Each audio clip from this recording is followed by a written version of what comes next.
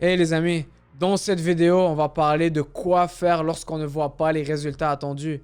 Tu t'entraînes fort, tu manges bien, mais la balance ne bouge toujours pas, ou le miroir ne montre rien de différent. Quoi faire dans ces situations et comment surpasser ces obstacles?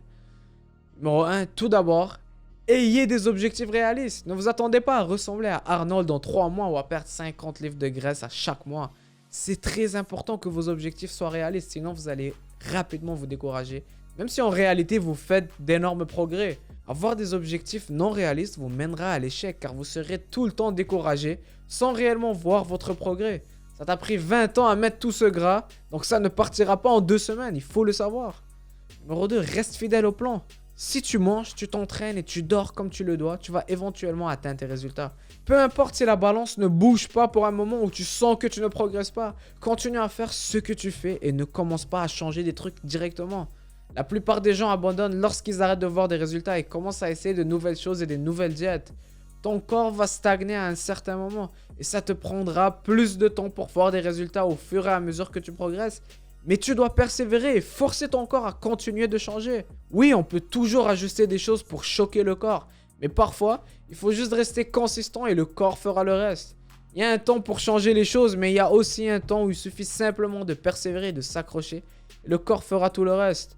Certaines personnes, dès qu'ils voient la balance stopper, perdent la tête et commencent à essayer toutes sortes de choses qui leur causeront plus de mal que de bien. Si tu fais ce qui doit être fait, les résultats vont éventuellement venir. Compare ça à la bourse. C'est toujours des hauts et des bas. Même parfois ça stagne, mais au cours du temps, la bourse va tout le temps augmenter. Donc ne te pèse pas à chaque jour en stressant d'avoir perdu ou gagné une livre sur la balance. Parce que plusieurs facteurs affectent ton poids au quotidien. Le stress, l'apport en sodium, les mouvements des selles et plusieurs autres facteurs peuvent faire fluctuer ton poids. Regarde la grande image. Fais ce qui doit être fait. Arrête de stresser sur les choses très minimes et les choses continueront à avancer. Numéro 3, ne joue pas toutes tes cartes en même temps. Qu'est-ce que ça veut dire? Eh bien, disons que tu veux perdre du poids.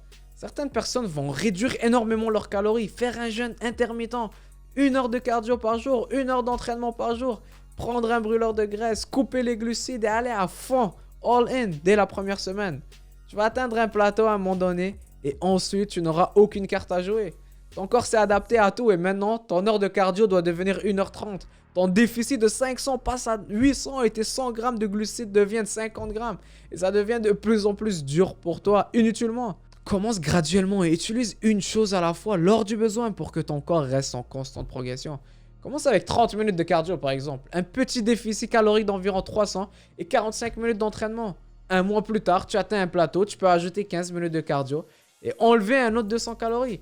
Un mois plus tard, tu peux ajouter un autre 15 minutes d'entraînement et enlever un autre 100 calories. Un mois plus tard, tu peux ajouter ton brûleur de graisse. Et un mois plus tard, tu peux commencer à jeûner 1 fois par semaine. C'est juste un exemple, les amis. Et vous pouvez même faire ça pour les gens qui veulent prendre de la masse, de la bonne masse et du bon poids. Mais le point est, n'essayez pas d'accélérer le processus. Allez-y graduellement et n'allez pas à fond dès le début, car ça vous épuisera très vite. Et vous allez arrêter de progresser et abandonner. Numéro 4.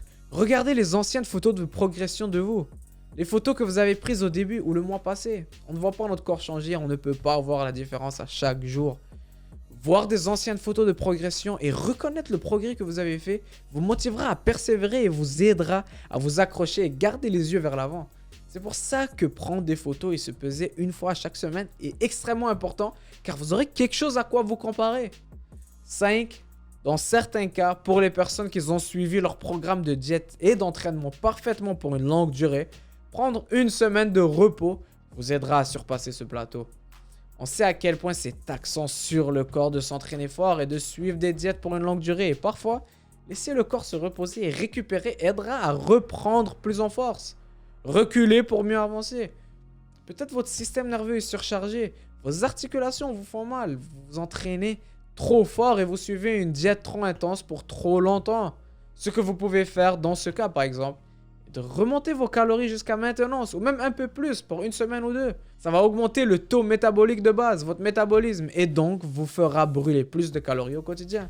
C'est normal que lorsqu'on est consistant sur une longue durée, on arrête de progresser à un moment donné et le corps réagit de la sorte pour survivre. Imaginez vous êtes dans la nature et il n'y a pas beaucoup de nourriture. votre corps s'adaptera pour ne pas mourir et baissera le taux métabolique de base. Une fois vous réintroduisez plus de nourriture pour un moment et ressautez dans la diète par la suite, vous allez surpasser ce plateau et continuer d'enlever beaucoup de graisse. Donc prendre une semaine de repos ou juste y aller légèrement donnera à votre système nerveux une chance pour se reposer, reprendre en force et surpasser ce plateau. Numéro 6. Rappelez-vous pourquoi vous avez commencé. Certaines veulent rendre leurs parents fiers. D'autres veulent perdre du poids pour être capables de jouer avec leurs enfants. Certains sont là pour des raisons de santé. Quelle que soit la raison, rappelle-toi pourquoi tu fais cela.